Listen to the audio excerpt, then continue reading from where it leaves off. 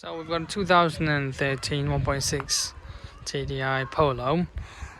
Customer has took the DPF off, cleaned the EGR and the DPF as well. Obviously you've got to disconnect sensors. After he's done this, the car does not start.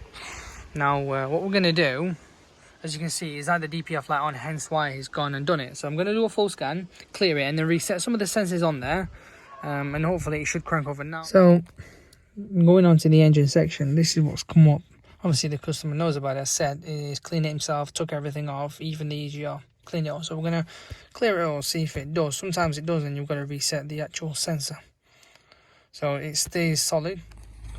So we're going to go into the DPF and we're going to fool the car and see if we put a new DPF on, and this should allow us to delete the two faults that weren't clearing. So that's the one. We've got 14 point something volt, which is good.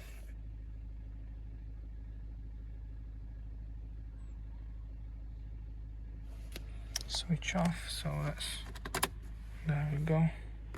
Done. So now switch ignition back on. Press done.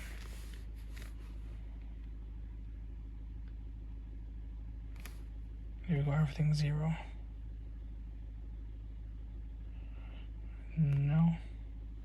And the test should be done. So if we remember, these two wouldn't delete earlier. So we've started the car.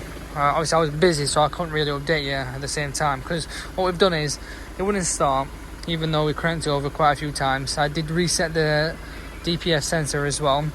What we did, as I cranked it, the gentleman who owns the car sprayed an easy start and it instantly started. It did shake a little bit at first, but then you went back to normal, and then after turning it off and on a few times, it all works perfectly fine. So if we try it now, it should, there we go, it shouldn't be an issue.